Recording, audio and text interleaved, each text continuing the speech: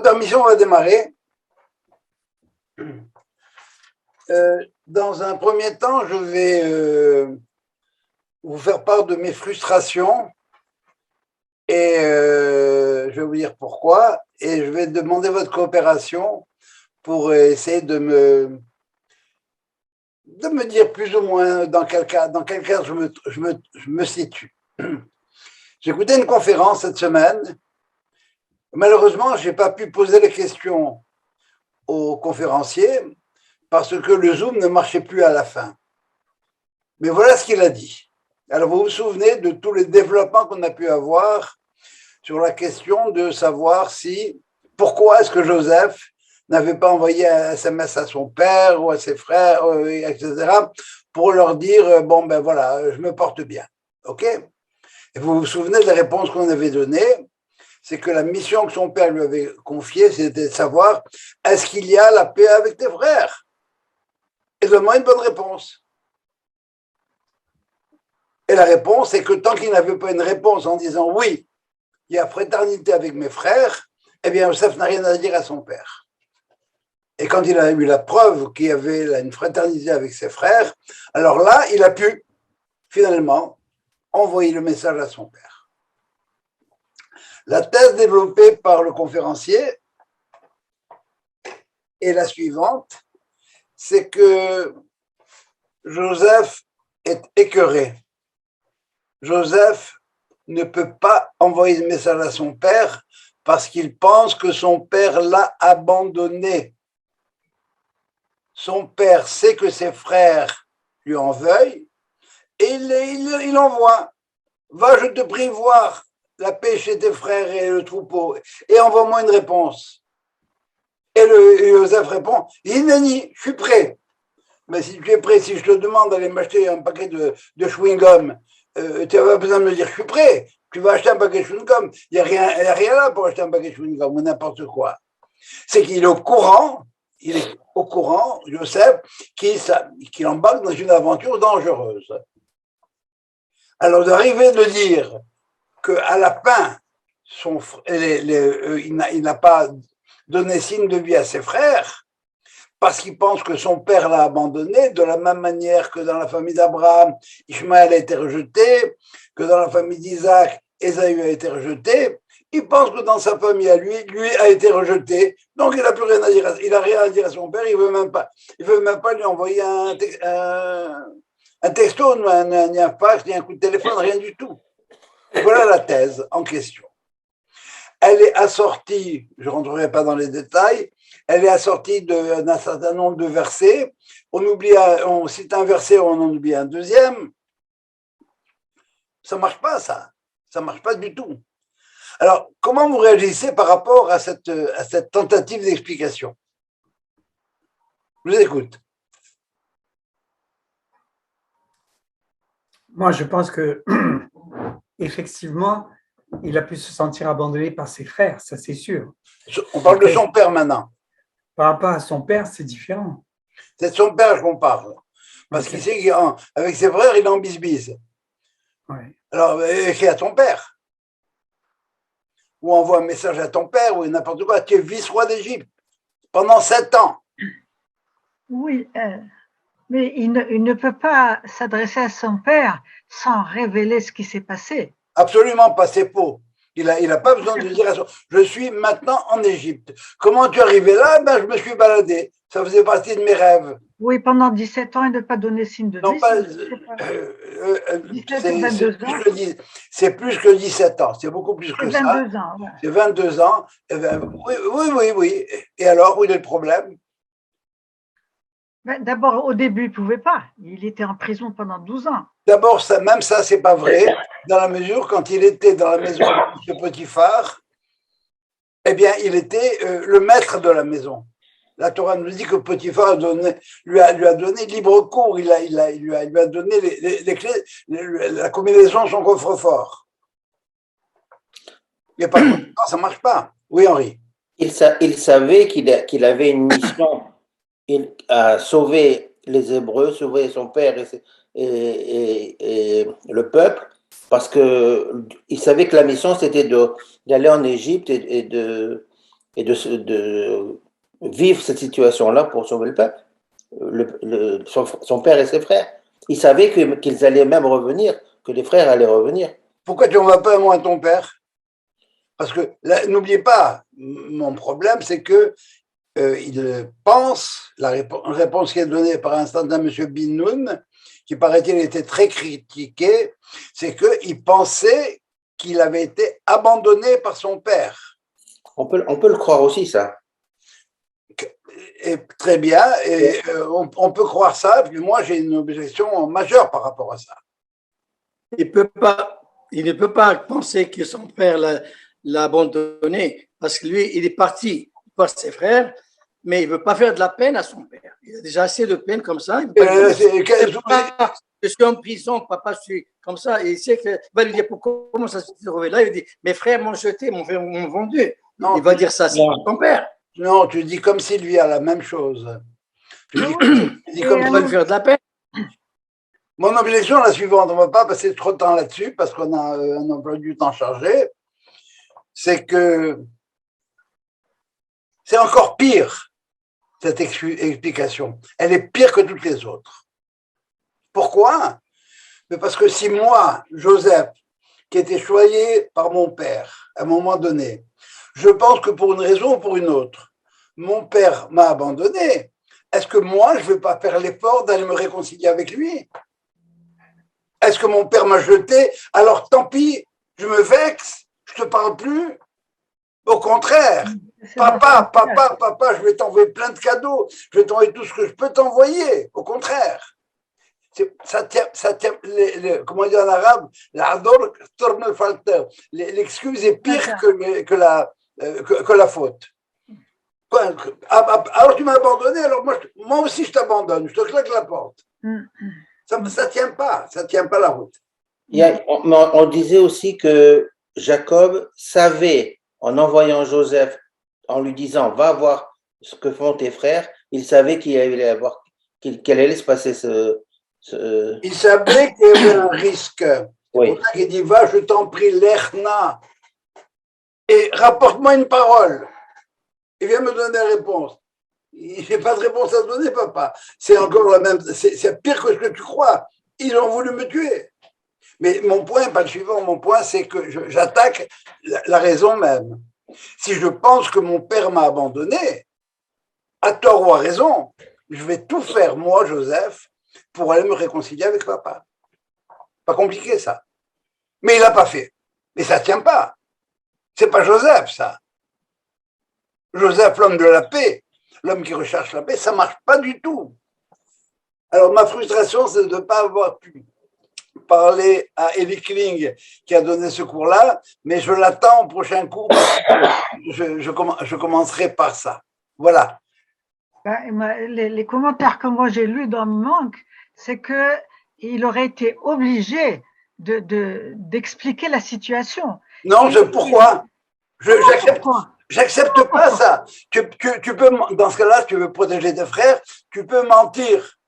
Papa, je me suis perdu en chemin, j'ai été ramassé par une caravane, ils m'ont pris comme otage, ils m'ont emmené en Égypte, et puis ils m'ont vendu comme esclave. J'ai été pris par une caravane. Tu n'es pas obligé de dire à ton père que c'est les frères qui t'ont vendu. Ça marche pas, ça. Ça tient pas. Et on dit qu'il avait peur que son père ne maudisse ses frères. Je répète, tu as répété la question, je répète ma réponse. Tu n'es pas obligé de dire à ton père que tes frères t'ont vendu. J'ai été pris par une caravane de marchands d'esclaves. Point. En route, j'ai même pas vu mes frères. Mais c'est vrai aussi que son père n'est pas allé le chercher. Son père pense qu'il est mort. Parce que exactement. Mais lui, il ne sait pas que son père pense qu'il est mort. Non, mais justement, l'explication, elle va beaucoup plus loin dans le rêve de M. Binoun.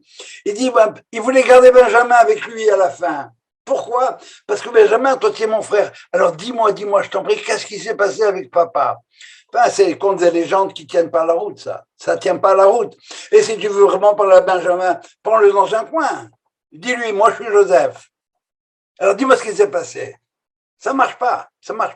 Et encore une fois, mon argument, de mon point de vue, ce qui me convainc le plus, c'est que ton père t'a jeté et tu te laisses jeter sans explication, alors que ton père t'a fait le plus beau cadeau, tu étais le chouchou de papa, etc. Et soudain, tu penses qu'il t'a jeté. Eh bien, mon vieux, tu as une très haute estime de ton père, mon vieux. Et tu as une haute estime de toi et de tes rapports avec ton père. Ça ne marche pas, ça ne marche pas. Voilà mon premier sujet. Vous voulez réagir par rapport à ça encore? N'hésitez pas. Oubliez tout ce que vous avez pu lire. Il y a mille et une raisons, il y a mille et une réponses qui ont été données. Mais cette réponse-là, moi, je ne l'achète pas du tout, parce que, encore une fois, ça incrimine Yosef de manière épouvantable. C'est bon? On avance? Est-ce qu'ils n'étaient pas tenus par un serment, tous les frères, pour ne pas parler? Ses frères pensaient qu'ils allaient le vendre, qu'ils n'en parleraient plus. Et s'il avait été tenu par un serment par ses frères, et à la fin, même quand ses frères l'ont pris, même quand son père vient, eh bien, Joseph ne lui a jamais dit que ses frères l'ont vendu. Il ne lui a jamais dit ça, Joseph, à son père. Non, je sais bien. Bon, mais alors, si on avait vraiment peur de ça, bon, à la fin, il ne lui dit pas non plus. Alors, ça ne tient pas la route. Ça ne tient pas la route. Ça tient pas la route. La seule réponse, enfin, la réponse, moi, qui me convainc, c'est qu'il met en place toutes les conditions pour que les frères se retrouvent dans une situation où ils sont prêts à donner leur vie à eux pour sauver Benjamin, le frère de Joseph, et leur demi-frère, et qu'ils sont prêts à faire ça. Donc, la notion de fraternité, ça existe chez les frères. Ils ont retrouvé la dimension de fraternité. Et c'est ce que son père lui avait demandé. Et bon, je ne voudrais pas vous assommer avec un paquet de références de versets, mais ça ne tient pas la route. Ce que raconte le monsieur là-bas, ça ne tient pas la route, pas en tout. Voilà. Deuxièmement, Shabbat dernier, nous avons eu le rabbin Banon avec nous à la synagogue, qui nous a raconté une histoire qui est dans la Gemara. La Gemara dit la chose suivante. Un monsieur qui s'appelle Shimon Amtsoni, d'autres disent Nehemia Amtsoni, il avait pris sur lui de faire une thèse de doctorat extraordinaire et il a commenté chaque fois qu'il y avait le mot et, chaque fois qu'il y avait le mot et dans la Torah. Bereshit bara Elohim et Hashamayim ve et haaretz. Et le mot et ici est absolument superflu parce qu'il y avait écrit Bereshit bara Elohim Hashamayim ve haaretz, j'aurais très bien compris la même chose. Et par conséquent, la stade de Shimon Amtsoni, c'était que à chaque fois qu'il y avait le mot et, chaque fois qu'il y avait le mot et, il y avait quoi? Eh bien, ça venait ajouter quelque chose. Exemple, Kabed et abicha ve et imecha, honore, et maintenant je vais traduire et par le mot et, et, honore et ton père et ta mère. Alors, c'est quoi honore et ton père et ta mère? Ben, le et, c'est pour inclure ton grand frère et en même temps ta grande sœur. Ça va? Que honorera et ton père, c'est-à-dire ton grand frère, le Bechor, et ta mère et ta grande sœur. Ça va? Et chez Madame Sony, j'ai vu dans la concordance qu'il y avait à peu près 7000 fois la locution « et » dans la Torah. Donc, vous imaginez la thèse de doctorat que ça faisait, hein, ça faisait un paquet comme ça. Il y en avait pour les fous et pour les sages, comme on dit vulgairement chez nous. Lorsque Shimon Amtsoni tombe sur le verset suivant, « Et Hashem Elohecha tira » et ton Dieu, tu craindras. Et l'Éternel, ton Dieu, tu craindras. Et qu'est-ce qu'il a dit? Je dis, je peux mettre personne en même temps que Dieu. Il n'y a pas de être qui vont s'associer à Dieu pour la crainte. Je ne peux pas craindre Dieu avec quelqu'un d'autre. Je ne peux pas craindre quelqu'un d'autre comme je crains Dieu. Et par conséquent, qu'est-ce qu'il a fait? Eh bien, il a mis sa thèse dans la poubelle. Ma thèse, elle ne vaut plus rien. Et ses élèves lui ont dit, Rabbi, comment? Tu as fait 7000 pages pour expliquer chacun des hêtes qu'il y avait dans la Torah, et tu jettes tout à la poubelle parce qu'il y en a un qui ne marche pas. Voyons, c'est pas sérieux. Il aurait répondu, de la même manière que j'ai eu le mérite de commenter, d'expliquer chacun de ces hêtes, ces étimes qu'on m'appelle, j'aurais un plus grand mérite d'avoir arrêté ma thèse et de l'avoir mise au rencard parce qu'elle ne tient pas la route. Étant donné qu'elle ne s'applique pas à un point particulier de l'analyse. Je ne peux pas la mettre là-dedans. Ah bon? Arrive Rabbi Akiba plus tard, il dit non, non, non, non, non, non. Et Hashem Elohecha tira, et Dieu tu craindras. Le et, c'est pour y inclure les Talmidei Chachamim, les Rabbot Talmidei Chachamim. Le rabbin Wana avait dit une fois, et comment Rabbi Akiba a pu faire ça? Ben, il a appris de Shimon Aramsoni. Si quelqu'un est capable de prendre sa thèse de doctorat de 7000 pages et de la mettre au rencard, ça c'est quelqu'un qu'il faut respecter et qu'il faut craindre, parce qu'il faut une honnêteté intellectuelle sans borne par rapport à ça. Alors, ça c'est l'histoire, ça va? Alors, comment est-ce que Manitou, pas nécessairement comme je viens de le présenter, mais comment est-ce qu'il explique ça? Eh bien, il dit, comme j'ai demandé au rabbin Banon, je lui ai dit, si ça avait été un goy, qu'est-ce qu'il aurait dit? Je vous écoute. Ça ne marche pas pour Et Hashem Elohecha tira. Ça marche pour tous les autres, mais pas pour celui-là, pour Shimon Aramsoni. Qu'est-ce qu'il aurait dit le goy? C'est l'exception qui Oui, confirme la règle. C'est l'exception qui confirme la règle. Bon. Et ça, c'est une absurdité sans nom. Pourquoi? Parce que la règle de la règle, c'est qu'il n'y ait pas d'exception. Est-ce qu'il y a des exceptions à la loi de la pesanteur? Non.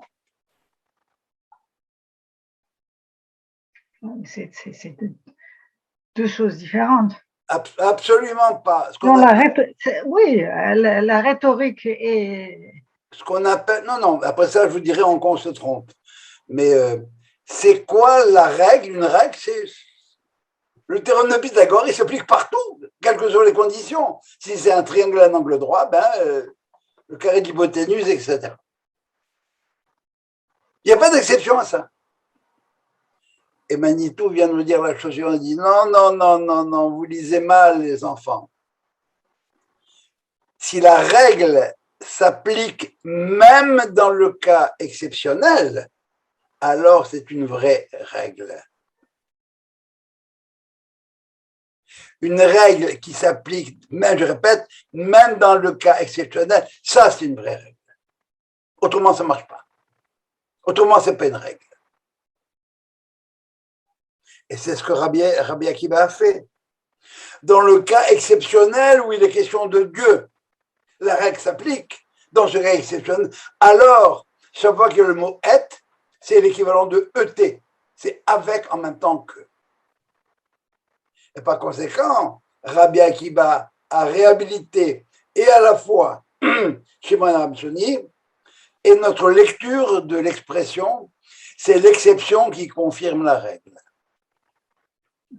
Alors, comme je voulais en avoir le cœur net en préparation du cours de ce soir, je suis allé voir dans Google, c'est l'exception qui confirme la règle. Et ce n'est pas du tout comme on a l'habitude de l'entendre. Ça veut dire que si je vous dis les magasins sont ouverts tous les jours, sauf le dimanche, ça veut dire qu'il y a une règle. Les magasins sont ouverts tous les jours, sauf le dimanche, et ça fait partie de la règle. Tous les mots qui finissent par ou ont un pluriel avec S, sauf pou, caillou, joujou, hibou, etc. voudra. Alors donc, il y a une règle, tous les mots qui finissent par ou, OU, eh bien, prennent un pluriel avec un S, sauf, et le sauf, il fait partie de la règle. Tous les mots gardent le même nombre que le même genre, ça veut dire que si un mot est masculin au pluriel, il reste masculin, si un mot est féminin au pluriel, il reste féminin, sauf 3 exceptions. Amour, délice et orgue.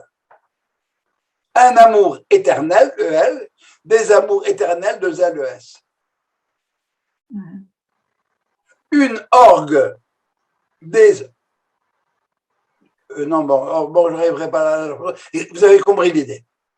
Alors, ça veut dire que quand on vous dit c'est l'exception qui confirme la règle, c'est quand ça veut dire qu'il y a une règle déjà.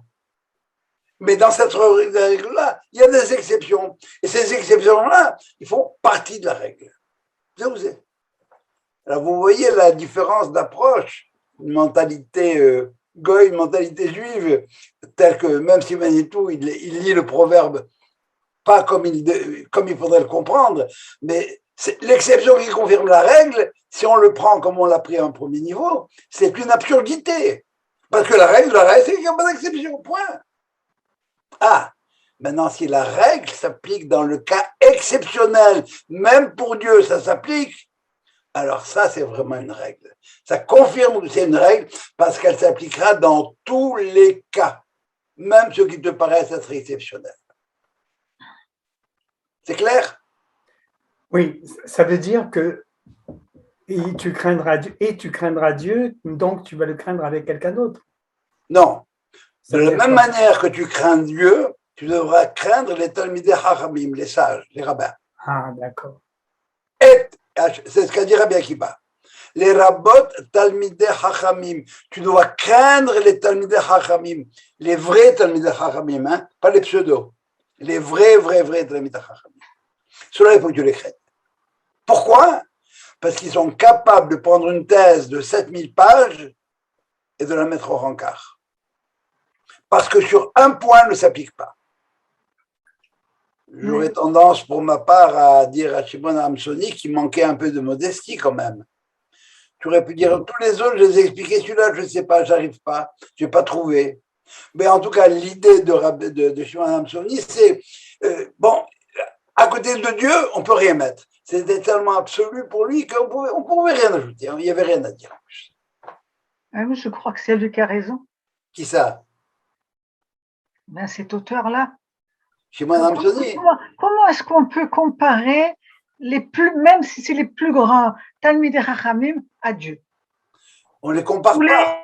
les inclure au niveau de Dieu. Non, on ne les compare pas, on les craint. On les craint, on les respecte. Il faut avoir la crainte.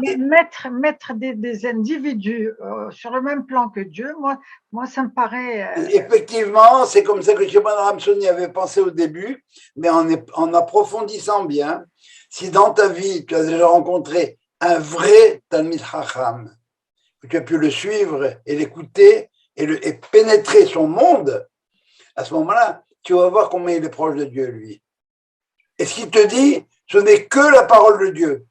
Mais à ce moment-là, comme tu n'as pas accès à Dieu et que tu as accès à lui, alors il faut avoir la crainte et le respect qu'il faut envers ce Talmid Chacham-là, et le même niveau de crainte, encore une fois. Quand je dis crainte, Yir'at Hashem, la Yir'at, c'est pas la peur d'appuyer, c'est la Yir'at Romemut, c'est la crainte de déranger quelque chose dans son monde à lui.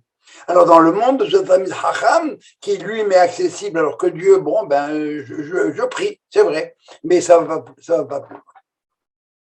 Ça va? Tu n'as pas l'air convaincu. Non, je ne mettrai pas les êtres humains au même niveau. Encore une fois, Rabbi Akiba n'est pas d'accord avec toi, les rabbins non plus. pour la raison suivante, c'est que dans le mot crainte, on ne met pas la même chose. C'est pas la crainte, la crainte de Dieu, c'est une crainte respectueuse, comme je dis toujours. Si je ne vais pas réveiller mon père, c'est pas parce que je crains de recevoir une paire de claques, c'est parce que le sommeil de mon père est sacré. Je crains de déranger mon père. Et je ne veux pas le déranger. Son sommeil, c'est sacré. Ce que dit le Talmid Chacham, c'est sacré. Lui, il est proche de Dieu. Et quand on dit Talmid Chacham, je devrais mettre des majuscules et des gothiques. Hein. Donc, il y a pas de... On ne met pas le Talmid Chacham au même niveau que Dieu, pas du tout. Mais on met la déférence, on met le respect qu'on a au Talmid Chacham à un niveau très élevé, très élevé. Quand il y a au Maroc, les Talmid Chachamim, on allait, on leur embrassait, etc. Bon, c'est une façon de faire. Mais la crainte du Talmid Chacham, c'est quelqu'un de vénérable. Parce que lui, il est branché, alors que moi, je ne suis pas branché. La crainte de quelqu'un, la crainte de se faire maudire par un Talmid Chacham, c'est Dieu préserve. Regardez la crainte et la vénération que les gens avaient pour le Rabbi de Lubavitch et qu'ils ont pour certains grands rabbins aujourd'hui. Ça, il faut craindre. Craindre quoi? Craindre de leur porter atteinte de quelque manière que ce soit. Ça va, ça? Alors, ce qui était intéressant, je crois, c'est le jeu avec... c'est l'exception qui confirme la règle, qui est une absurdité si on la comprend dans le sens premier, habituel. Et Google nous dit que les gens le comprennent très mal, cette chose-là. Mais bon, si on le comprend mal, alors donc c'est une absurdité, parce que la règle de la règle, c'est qu'elle ne souffre pas d'exception. Mais si, dans le cas exceptionnel, elle s'applique, alors c'est une vraie règle. C'est bon? Ça va mieux? C'est un peu plus clair. Troisième sujet. Alors là, on va parler de la paracha de la semaine quand même un petit peu, non? Oui. La paracha de la semaine est très, très, très spéciale.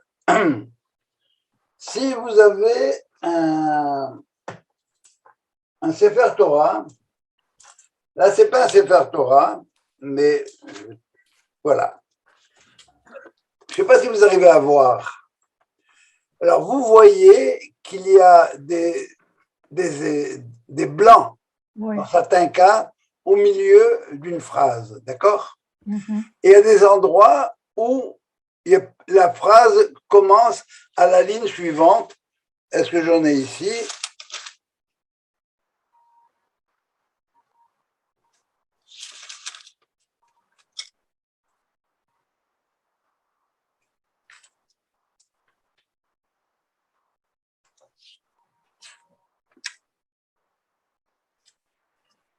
Alors, vous avez ça ici, par exemple.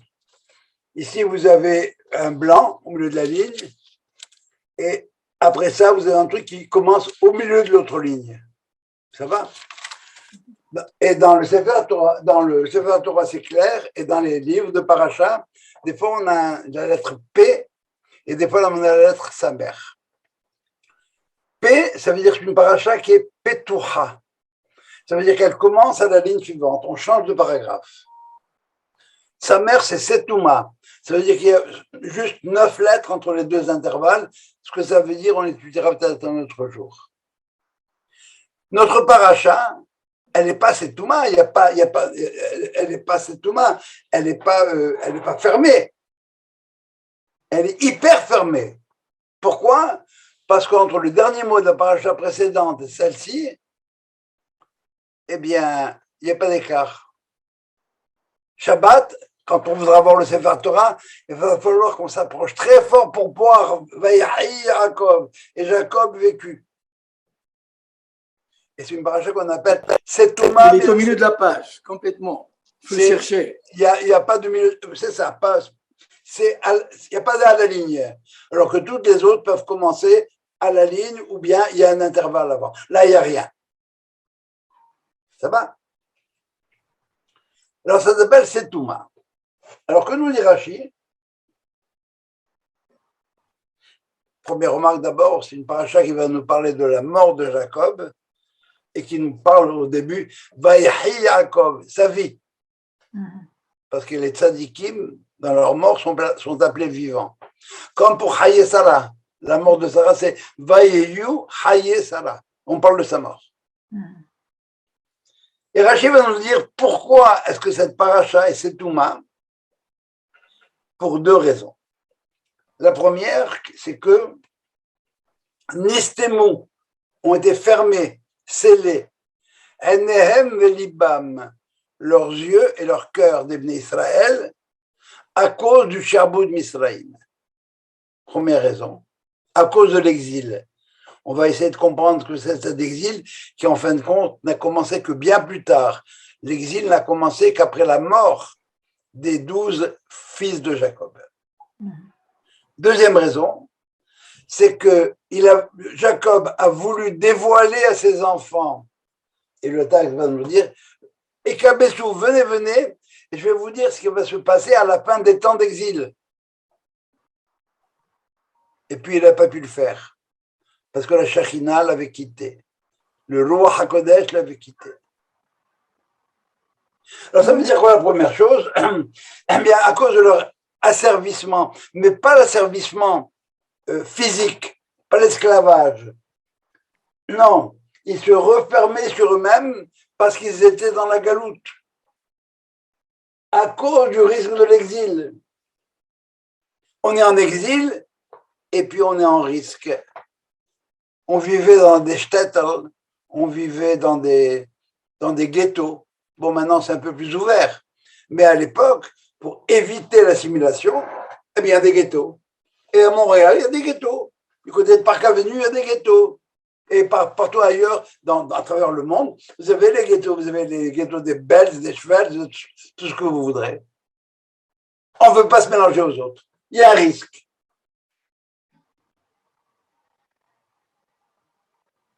Mais leurs yeux et leur cœur se sont fermés. Les yeux, c'est ce qu'on appréhende par la réalité directe, et le cœur, c'est ce qu'on ressent, ce qui est à l'intérieur. C'est pas objectif, c'est la manière dont je me sens moi. Et puis ça s'est fermé. Pourquoi ça s'est fermé? Mais parce que la Shekhinah aussi, elle est en exil. Ça veut dire quoi quand on nous dit que la Shekhinah est en exil? Ça veut dire que la présence de Dieu comme telle, eh ben, elle n'est plus visible, elle n'est plus palpable. On n'a plus la prophétie, on n'a plus rien à ce moment-là. On est perdu. Et ça a duré 110 ans. Ça veut dire quoi? Un monde privé de la présence de Dieu. Un monde de la présence dévoilée de Dieu. Comment est-ce que les goïms appellent ça? On est un peuple déicide. On a tué Dieu, il n'est plus là. Pourquoi? Parce qu'on est en exil. C'est vrai que maintenant, depuis qu'Israël a décidé de mettre fin à son exil, les chrétiens et les autres commencent à mettre cette dimension un petit peu de côté, mais elle existe quand même. Dès que les Juifs rentrent chez eux, eh bien, Dieu recommence à parler. Il parle même au Goïm, Vatican II, Nostra Aetate, tout ce que vous voudrez. Ça, c'est la première dimension. Deuxième dimension, il a voulu leur raconter la fin de l'exil. Comment ça va se passer? On a tous débarqué en exil, eh bien, comment se fera la fin d'exil? Le texte nous dit Maïkare lachem be'acharit hayamim. Alors, harit hayamim, c'est pas la fin des temps, c'est la fin des temps d'exil. Et il a vu que la Shekhinah l'avait quitté. Il a réalisé qu'il n'avait plus l'inspiration divine. Donc, il se gratte la tête et il appelle ses enfants. Il leur dit est-ce que vous êtes vraiment, vraiment, vraiment cachère? Est-ce qu'il n'y a pas parmi vous des Ésaü ou des Ishmaël?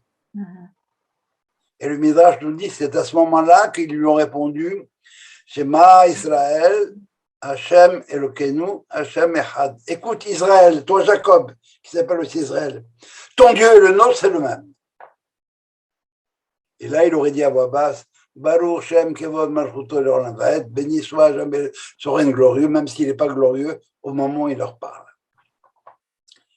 Mais comment il a pu les convaincre? Ils ont pu le convaincre. Qu'est-ce qu'ils lui ont dit? Ils lui ont dit, Papi, papa, regarde nos noms. Passe à travers nos 12 noms. Est-ce que tu vas trouver dans nos 12 noms, qui représentent leur identité, les 2 lettres qui veut dire faute?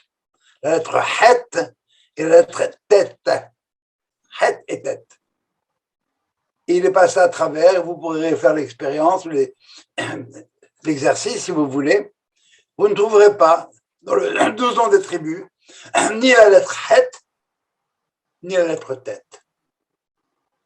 Par conséquent, on est safe. Il n'y a pas de faute. Israël est propre. C'est ce qu'on dit que Yaakov mitato shelema. Dans la descendance de Yaakov, il n'y a pas de résidu, genre Ishmaël ou Esav.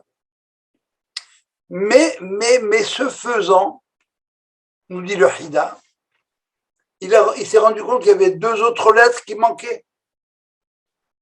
La lettre Kouf et la lettre Tzadé, qui veut dire Ketz.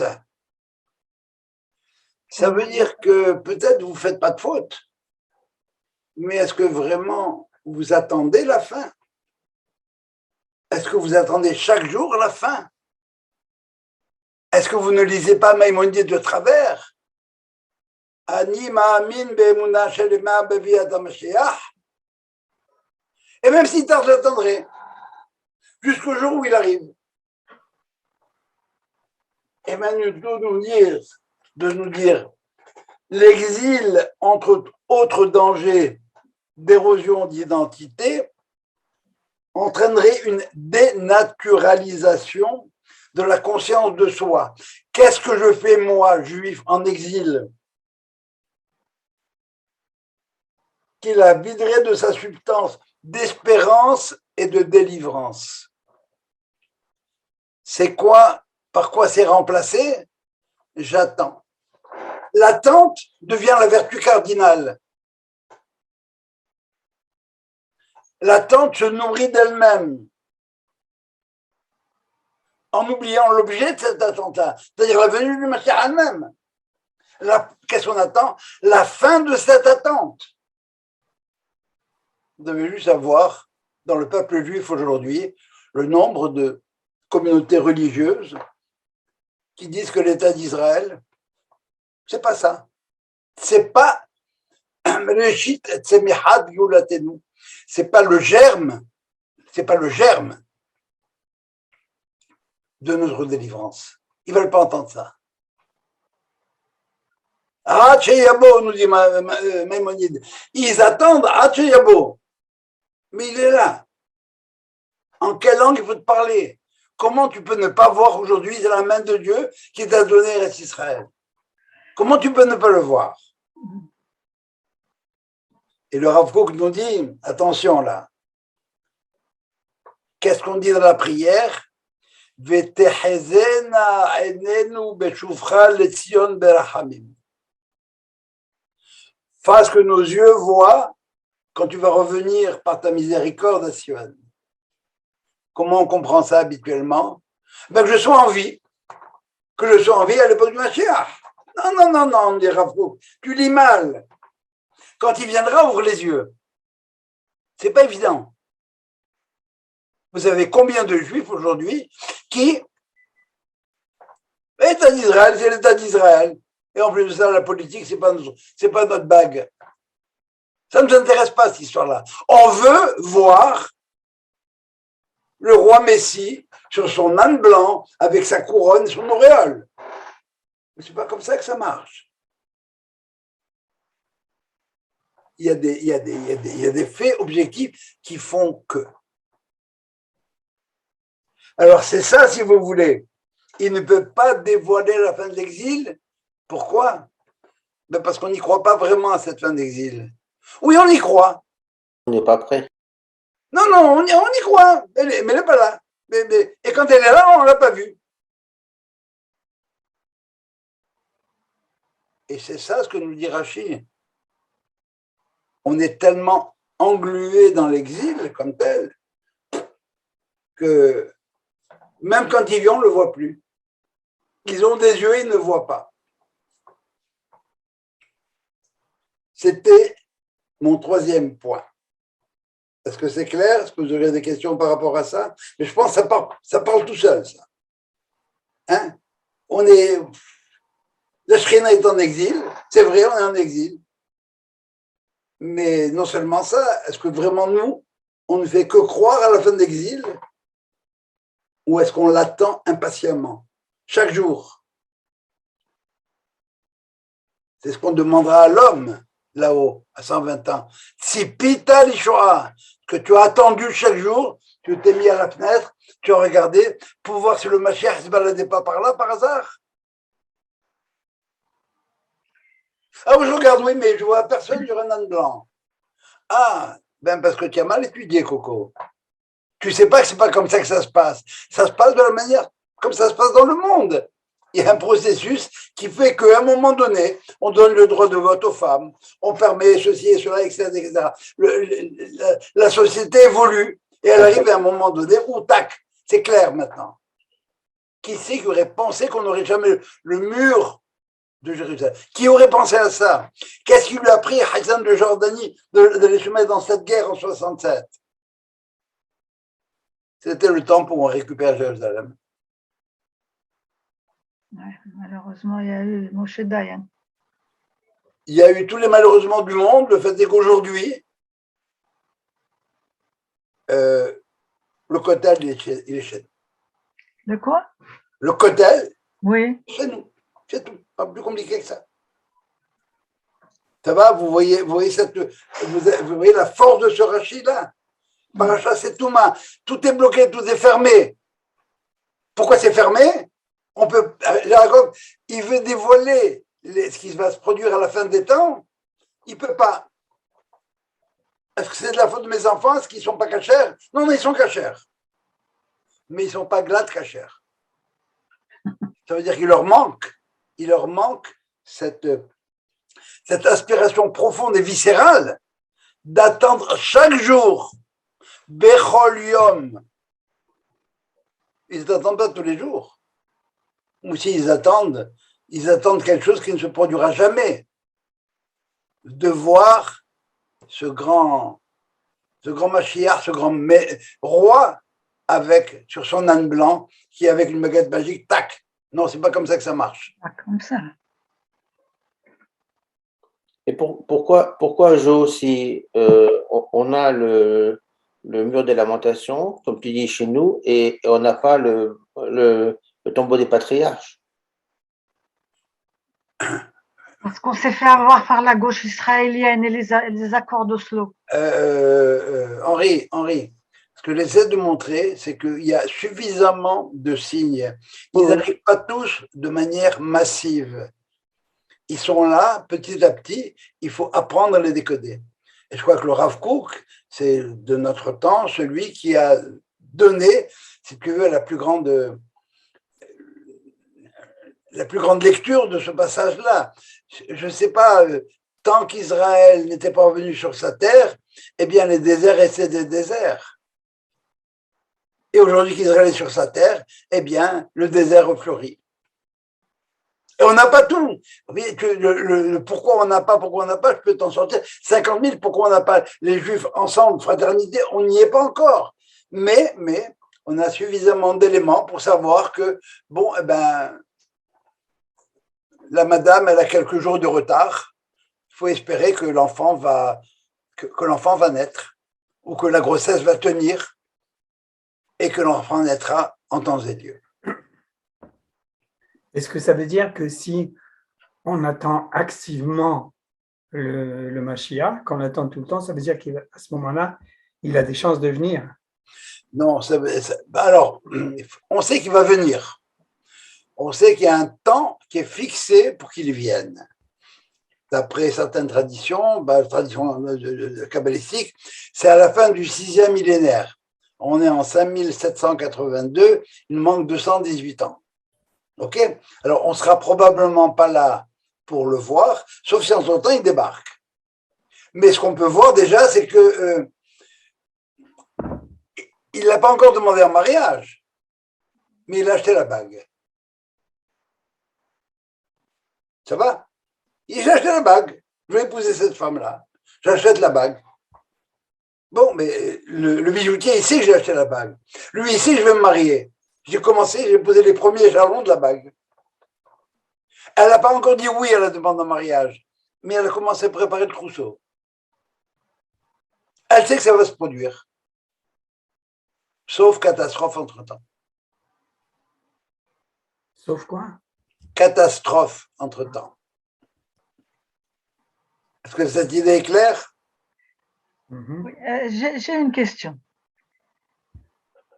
Moi, je suis embarrassée par cette idée de Messie qu'on essaye de visualiser, un homme qui va venir avec sa baguette magique, alors qu'en réalité, ce qu'on attend, ce sont les temps messianiques. Donc, on met tout notre espoir sur un individu hypothétique, alors que c'est de l'intérieur de nous-mêmes tous qu'on doit changer, faire advenir les temps meilleurs. Ça ne dépend que de nous et pas d'un. Alors, et je trouve que quand les rabbins parlent, quand je lis les commentateurs, etc., ils ne font pas assez de différence. On attend le Messie, on attend le Messie, on attend le Messie. Mais non, c'est toi qui dois faire en sorte que le tikkun olam pour arriver au temps messianique. bon, ce que tu dis est tout à fait vrai, ça veut dire que ça dépend effectivement de chacun des individus de l'humanité, mais l'histoire du grand homme baguette magique sur le cheval blanc, ça c'est contes et légendes, même si on en parle quelque part. Ça veut dire qu'il va être à la hamor, ça veut dire sur un âne blanc, ça veut dire qu'il aura maîtrisé la matière. Mais comment est-ce que Maïmonide commence? Il disait Melech HaMashiach, le roi Messie. C'est un roi. Ça va être un chef d'État, à la manière dont David était un chef d'État, à la manière dont Salomon était un chef d'État. Il a réussi à avoir la paix autour de lui. Le premier Ben, selon Nathan, c'est le Ben David, hein, ma chère Ben David. Le premier Ben David, c'est Salomon. Et lui, il a fait ce qu'il avait à faire. Malheureusement, le monde n'a pas suivi. Ça n'a pas suivi. Mais ce qu'on sait que, bon, je sais pas, on peut le sentir ou on ne peut pas le sentir, mais on sent une accélération des événements, ce qui se passe actuellement. Hein. Ça s'appelle Covid ou Micron ou tout ce que vous voudrez. Il y a des changements dans le monde. Hein. Les impérialismes sont en train de tomber. L'exploitation de l'homme par l'homme, c'est en train de tomber. Le communisme est tombé, etc. Toutes les post-idéologies sont en train de s'écrouler tranquillement, peu à peu. L'humanité fait des progrès, c'est bien clair, ça. Alors, l'image de David Copperfield sur un cheval avec une baguette magique, ça c'est bon pour les enfants, ça. Il faut pas toucher à ça. C'est pas bon du tout. C'est pas ça. Okay, c'est pas comme ça que Maïmonide. La question qui est posée, c'est est-ce que le temps messianique, le monde continuera à fonctionner comme il est maintenant, ou bien sur une transfiguration même au niveau du monde. Imaginez, comme ça, si vous vous ennuyez, que tous les hommes du monde, de bonne et de mauvaise volonté, se donnent la main. Est-ce que j'aurais été dérangé par la neige tout à l'heure? On a assez de moyens technologiques aujourd'hui pour faire en sorte que les plus grandes tempêtes, on puisse les éviter. On puisse passer à travers. Imaginez des chaussées électrifiées, toutes. La neige ne tient pas. Et je peux me balader sans overshoes. Est-ce qu'on aurait assez de est-ce qu'on aura encore des problèmes avec le Covid-19 parce qu'on a passé de lits dans les hôpitaux? Non. Pourquoi? Parce que les milliards qu'on met dans l'industrie militaire, eh bien, on les mettra dans la recherche. Pas compliqué. On a assez de moyens, de connaissances aujourd'hui pour faire en sorte de vivre dans un paradis. Dans un paradis. Malheureusement, c'est le budget de la défense qui l'emporte. Ça va? Bon, je vous prends encore quelques minutes. Bien sûr. Alors voilà, Jacob ne veut pas être enterré en Égypte. Il fait jurer à Joseph de l'enterrer au Me'arat Marpella, à Hébron. Toute l'Égypte se déplace. Tous les pays autour viennent voir ce grand deuil de l'Égypte. On s'apprête à prendre Yaakov pour le mettre en terre. Lorsque Ésaü arrive, il dit hey, arrêtez les boys, ça ne marche pas ça. Qu'est-ce qui ne va pas? Jacob, il a une place dans Me'arat Marpella. Il a enterré Léa là-bas. La place qui reste, Léa, moi. C'est moi, pour moi. Mais tu as vendu le droit d'aînesse. Oui, j'ai vendu le droit d'aînesse, peut-être, mais pas la place. Oui, tu as vendu la place. Papa, il nous l'a dit, il y a écrit. Je vous passe sur les versets. C'est écrit. Ah bon? Où c'est que c'est écrit? Eh bien, on a un contrat.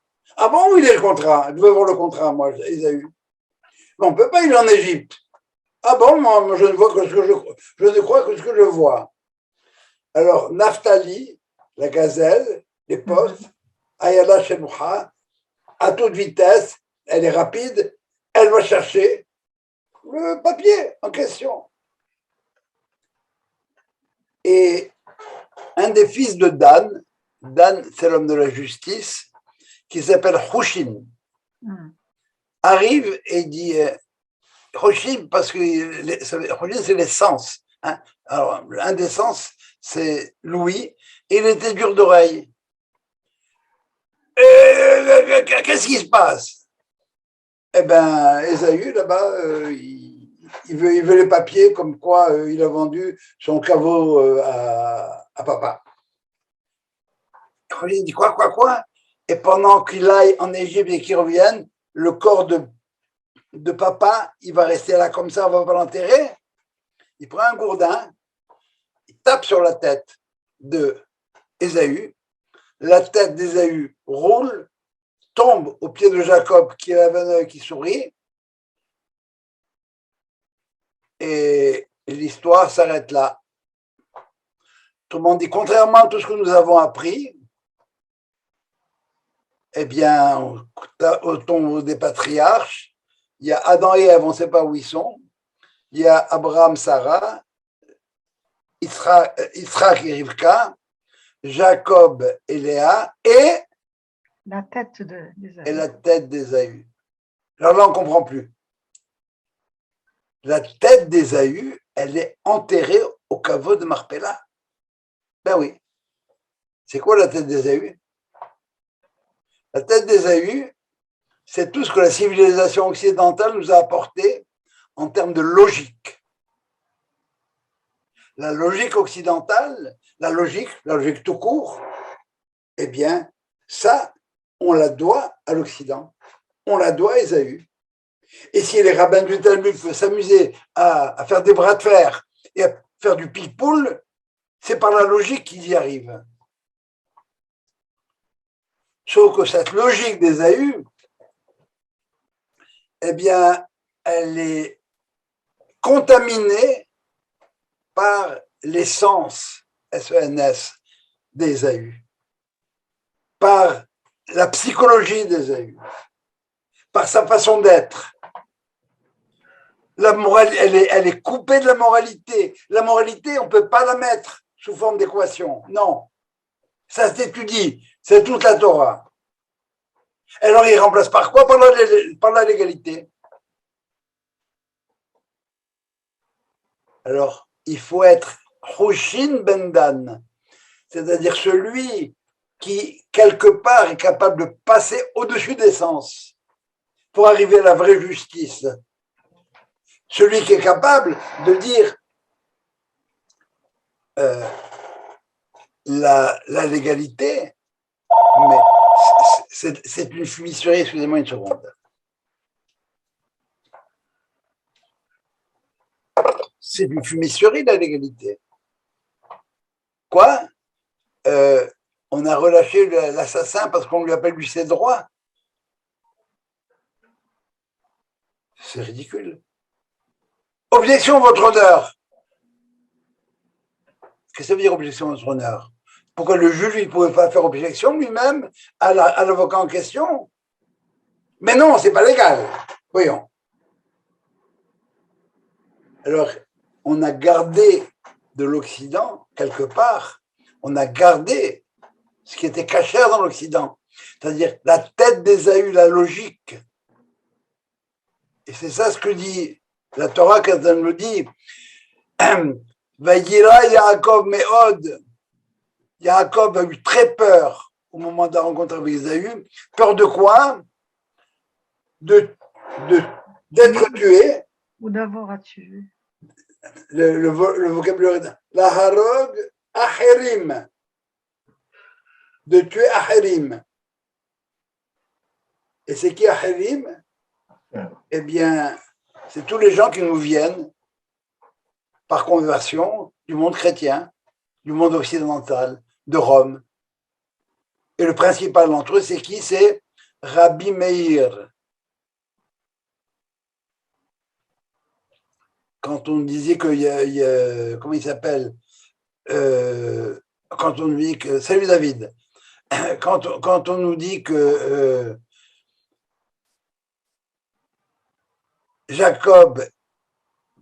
que Isaac aimait Ésaü, qui tsaïd befiv, tsaïd, c'est une proie dans la bouche. Et c'est quoi tsaïd befiv? C'est quoi cette proie? Cette proie-là, les Charbim disent, c'est la Neshama de Rabbi Meir. Rabbi Meir, c'est le père de la Mishnah. Stam Mishnah, Rabbi Meir. Il vient de chez eux. Il vient d'Ésaü. Ça, c'est cachère. Les instruments sont bons. C'est la même chose que Yaphet et Shem. La potesse de Yaphet, elle est magnifique. Mais il faut savoir la circonscrire et la maintenir dans un certain cadre. C'est ça le mystère, si vous voulez pas le mystère. C'est ça l'explication de la tête d'Ésaü qui est enterrée à Me'alat HaMachpelah. La tête, oui. Ce qu'on fait avec la tête, quand on la mesure avec les sens, eh bien, ça, c'est pas cachère. Voilà. Oui. C'est pas Ismaël qui revendiquerait lui aussi une part du tombeau des patriarches? Absolument pas. Il ne revendique pas le tombeau, il revendique les patriarches, Ismaël. C'est ce que je dis. Non, il ne revendique pas le tombeau. D'abord, il voulait le tombeau parce que moi aussi je suis là. Mais Ismaël, il ne revendique pas le tombeau. Ismaël dit Abraham, c'est pas l'Abraham dont tu parles, c'est mon Abraham, c'est Ibrahim. C'est ça. Pas la même chose. Oui, Daniel. Par rapport à la tête d'Esav, c'est le Midrash, n'est-ce pas? Non, la Gemara. Ok. La Gemara dans Naphtali Ayala Shelucha et Imre Shefer. Et la Gemara dit c'est pas des bonnes paroles, c'est les paroles du Sefer, du livre. De quel livre on parle? Du contrat. Et c'est ce qu'il a dit Ésaü. Okay. Ah bon? Montre-moi le contrat. Il n'y a pas de contrat, il n'y a pas de deal. Oui, vas-y. Quand on dit que la tête d'Esav est cachère, alors on fait aussi, comme vous faites l'explication que qu'est-ce que ça veut dire la tête d'Esav dans un langage moderne? Ben, c'est la science, c'est ce que nous a donné Yafet, Yafet, oui. absolument. Il y a plusieurs courants chez nous, chez les juifs religieux, qui, par exemple, qui n'enseignent pas du tout les sciences, etc. Donc, ce que je veux savoir, c'est par rapport à cette lecture-là, ou par rapport à cette lecture qu'on fait de Yefet, de la science, de la philosophie et tout ça, c'est une lecture juive, c'est-à-dire que cette façon de dire que la science est cachère, ça dépend de la place qu'on lui donne. C'est une lecture juive, très juive. C'est pas une lecture occidentalisée, c'est pas une lecture hellénisée. C'est une lecture qui a une source juive. Alors, ce que j'essaie de comprendre, c'est pourquoi ça n'a pas plus de poids dans le monde, on va dire, Haredi. Ouais. Non, la réponse, elle est évidente. De la même manière qu'Israël n'a pas sa place dans notre histoire pour le monde Haredi. Oui. La même raison. Ça veut dire qu'ils ont une lecture fermée. Alors, leur raison à eux, c'est que ben, je ne peux pas passer mon temps à étudier les sciences, tout ce que tu voudras, parce que c'est bien tout le Torah. Et je ne peux pas passer mon temps à prendre mes élèves et leur enseigner ce que j'ai à leur enseigner, toutes les sagesses du monde, parce que c'est bien. Pendant ce temps-là, ils n'ont pas appris la page 44 de la Gemara. Ils ont raté 3 pages de Shulchan Aruch. Tu te rends compte? Ils risquent de manger un chewing-gum après sans faire une beracha. Quelle horreur! La meilleure lecture, la meilleure preuve que je pourrais te donner à cet égard-là, c'est à propos de la Ménorah. Qu'est-ce qu'il y a écrit? El moul pene ha-menorah ya'iru shivat hanerot. Alors, contrairement à ce qu'on croit, la Ménorah, ce n'est pas un truc avec 7 branches. Hein. La Ménorah, c'est un tronc central, de laquelle partent de chaque côté 3 branches. Ça va? Et par conséquent, si on dit El moul pene ha-menorah par rapport au centre de la Ménorah, devant brûler, mais il y en a que 6. Ça va? Imaginez comme les lampes d'Aladin qu'on voit, avec un bec qui est orienté vers le centre. Donc, vous avez le tronc central, ici, la lumière brille, et vous avez des lampes avec le bec qui est tourné vers le centre, vers la Ménorah, en fin de compte. Que dit le texte? Ya'iru Shivat Hanerot. Les 7 ensemble.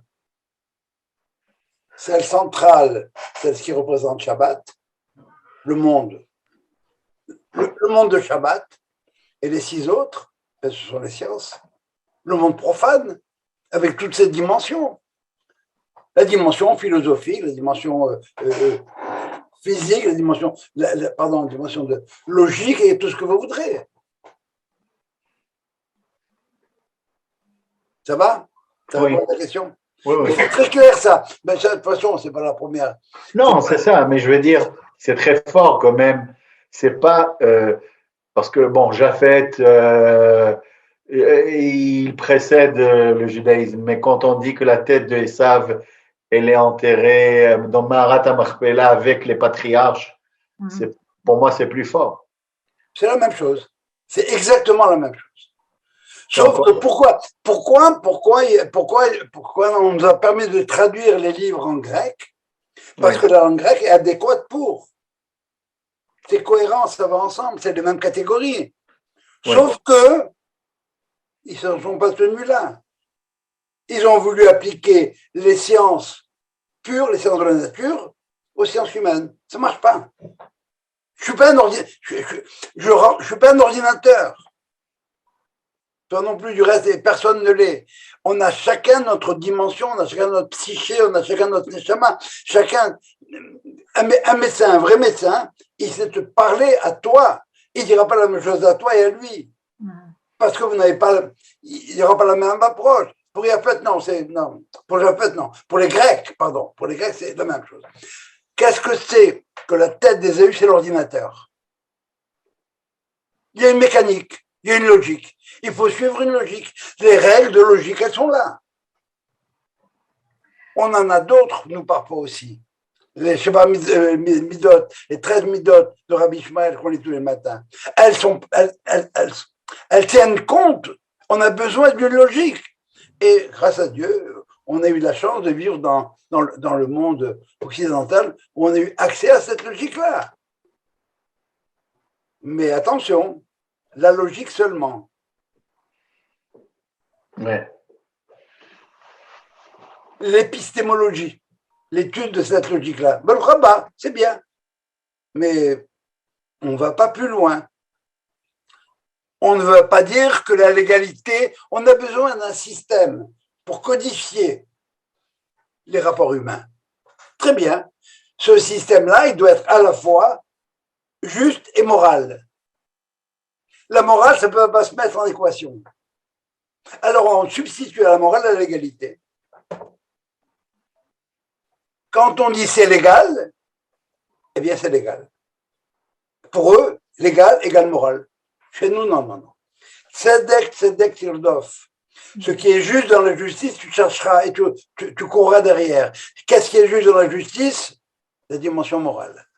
Si c'est pas moral, tu laisses tomber. Je vous répète, je vous l'ai déjà dit, je vous le recommande encore.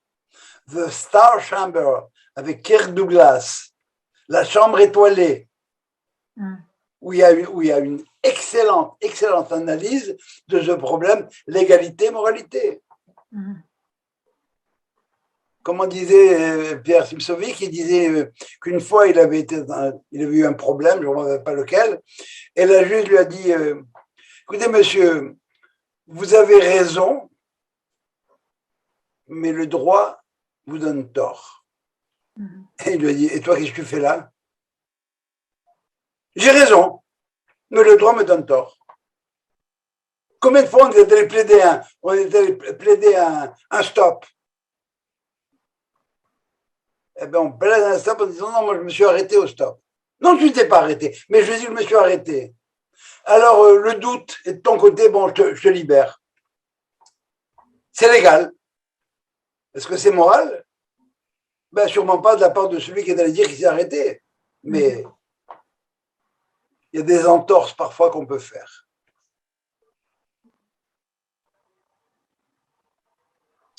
Voilà la tête d'Ésaü.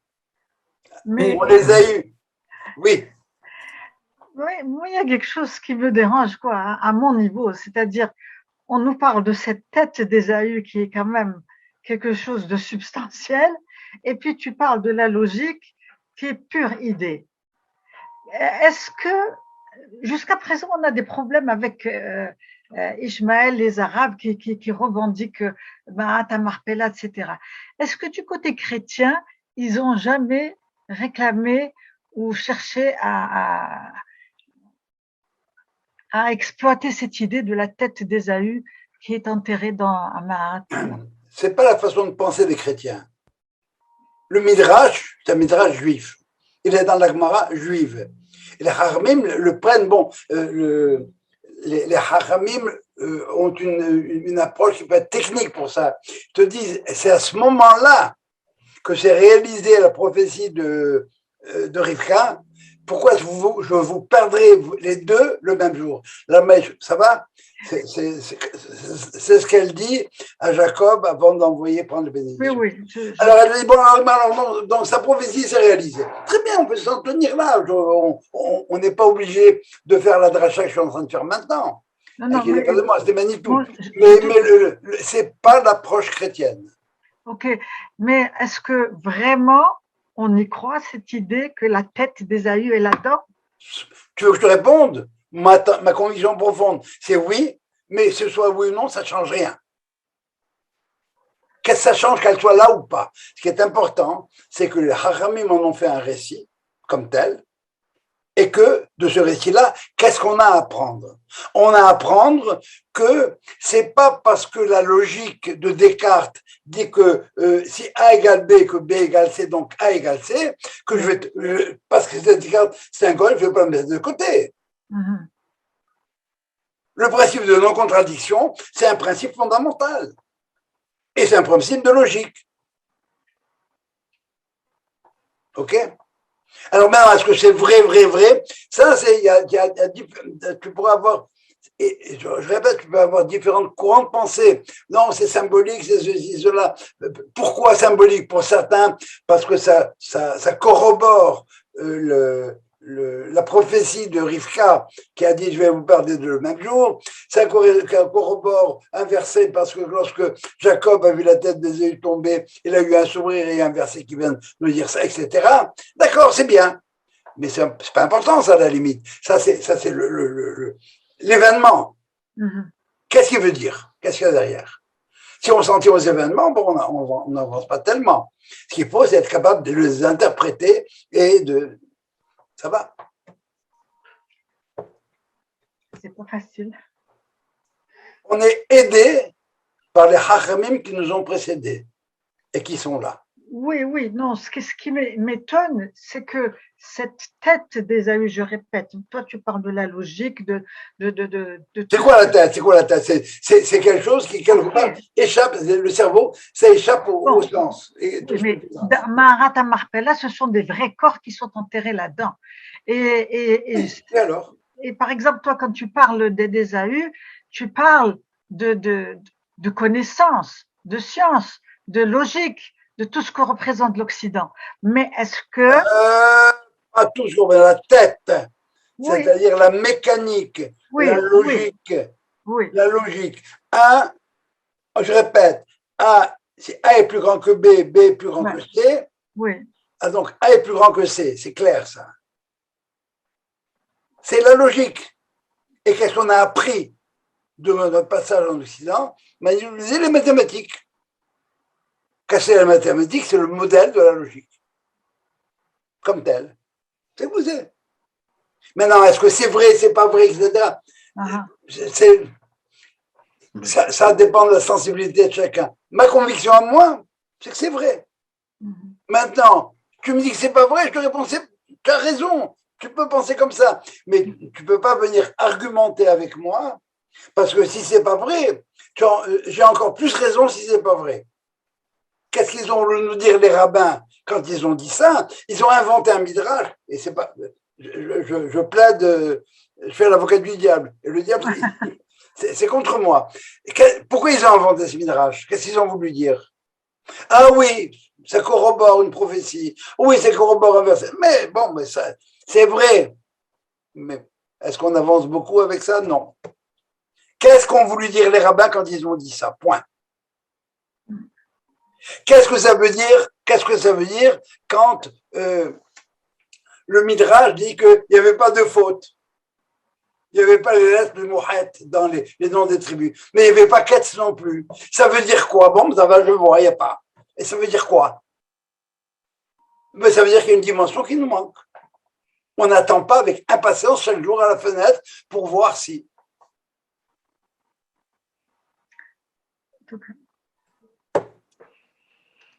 Est-ce qu'il y aurait d'autres questions? Il y en a beaucoup.